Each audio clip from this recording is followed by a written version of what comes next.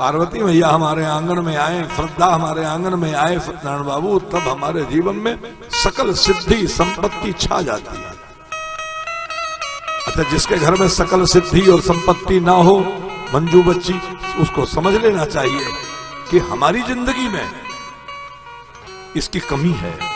हमारे घर में कोई श्रद्धा नहीं है, हमारे घर में कोई विश्वास नहीं है ईश्वर के प्रति।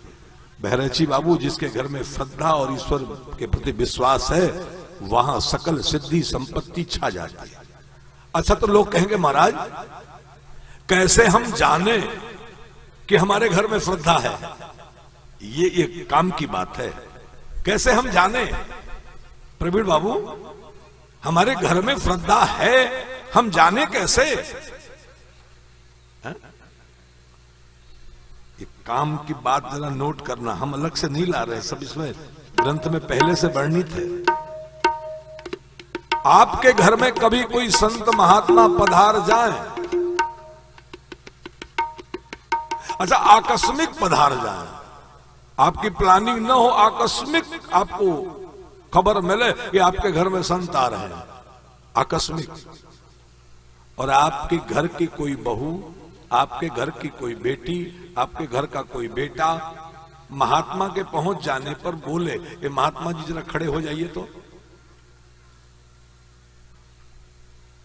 और फिर घर में बहुत अच्छी चादर नहीं है, एक गमछा है उसके पास, और वो उसी गमछे से जिस चौकी पर महात्मा लोग बैठे उसको ऐसे साफ करे,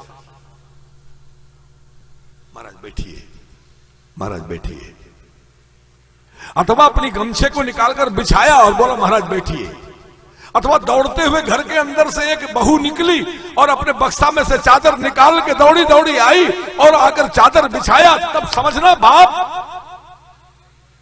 कि वो बहू के रूप में आपके घर में श्रद्धा ने आकर स्थान बना लिया है।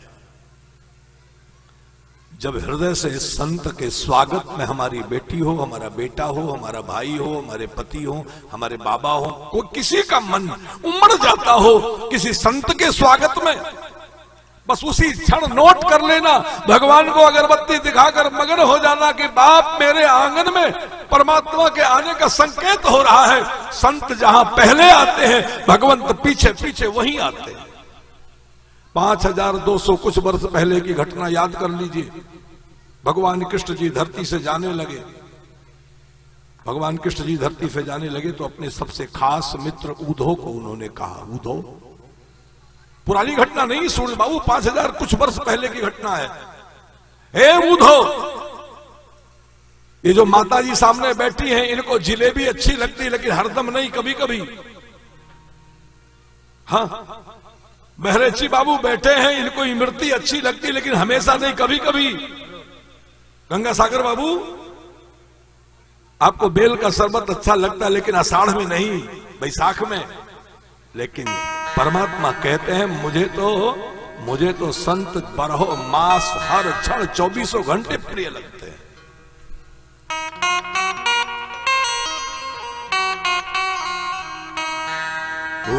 उद्धव संत सदा मोहि प्यारी, उद्धव संत सदा मोहि प्यारे। मैं संतों के पीछे धाऊं, मैं संतों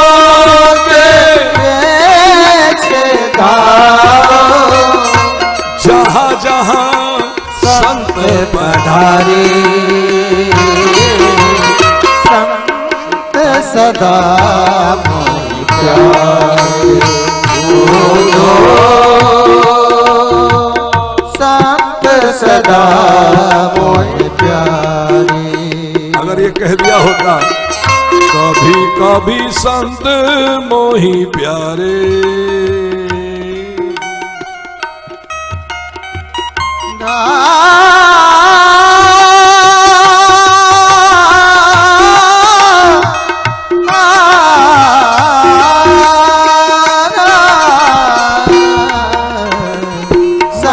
संतों के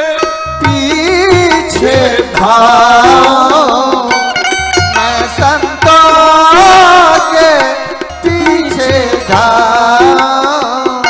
जहाँ जहाँ संत पधारे, संत सदा मोहि प्यारे। ओ संत सदा मोहि प्यारे। इसीलिए लोग संतों को अपने घर में ले जाकर, महाराज इस कमरे में भी कदम रख दीजिए, उस कमरे में भी कदम रख दीजिए, ऊपर वाले में भी कदम रख दीजिए, हमारी दुकान में भी कदम रख दीजिए। क्यों? पता है सबको भगवान कृष्ण कभी झूठ नहीं बोलते, और कृष्ण भगवान कह रहे हैं कि हे बुधो संत सदा मोहि प्यारे। मैं संतों के पीछे धाऊं, दौड़ता हूं मैं। कहां? जहां जहां संत पधारे। कोई स्थान निषेध नहीं है, जहां संत जाए हम वहीं जाते हैं। जहां जहां संत पधारे,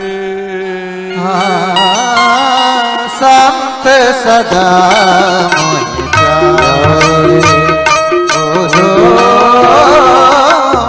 संत सदा मोहि प्यारे।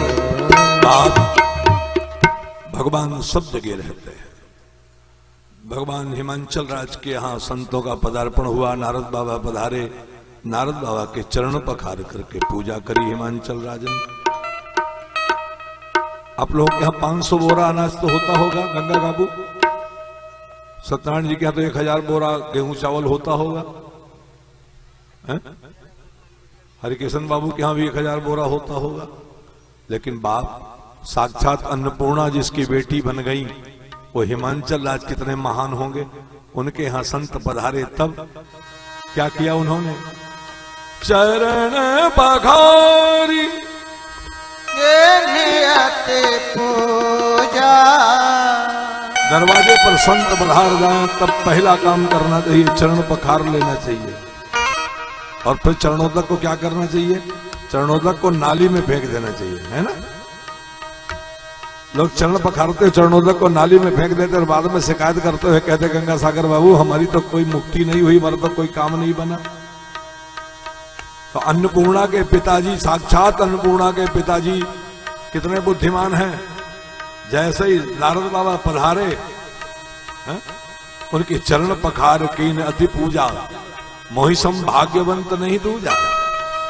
और फिर दौड़ करके अंदर गए, अपनी बिटिया को बुलाया कि सुनो सुनो सुनो पार्वती इधर आओ, और आकर चरणों में प्रणाम किया। अच्छा देखिए पद्धति क्या है।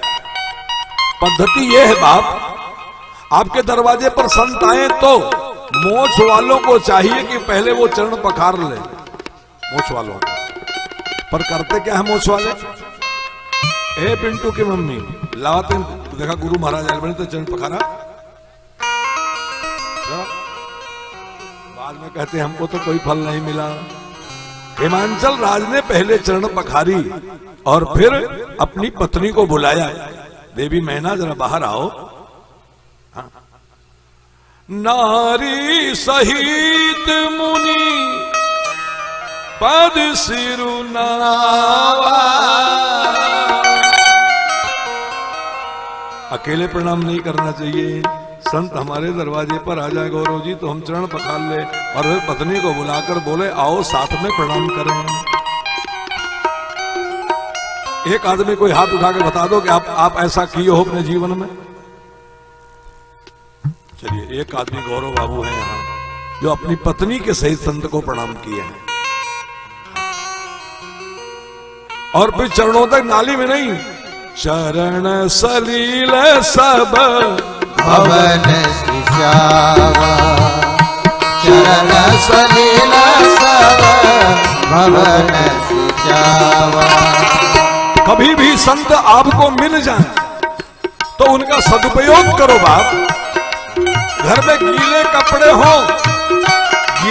हो घर में, और सूरज निकल जाए और कोई बहू रानी अपने कपड़े निकाल कर सुखाए ना, तो उसकी जेठानी उसको फूहर बोलेगी जरूर। ऐसे गांव में क्षेत्र में संत आए और संत का आप सदुपयोग न कर पाओ तो समाज आपको फूहर बोल देगा। सूरज निकला है तो कपड़े सुखा लो बाप। महात्मा आए हैं गांव में तो कुछ उसका लाभ उठा लो।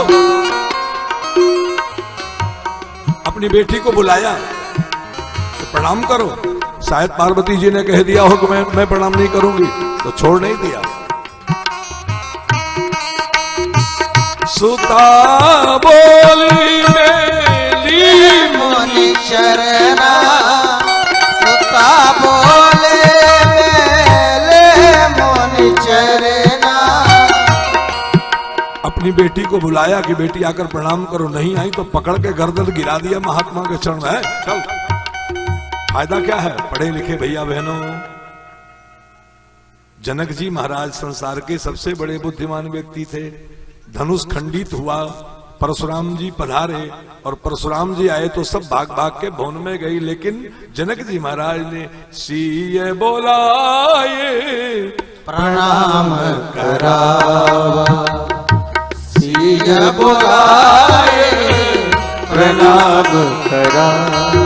परम बुद्धिमान वो माना जाएगा जो संत महात्मा मनीषी गांव में आए और अपने बेटा बेटी को बुला बुला के जबरदस्ती प्रणाम करा ले संतों के चरण में, तो लाभ क्या मिलेगा?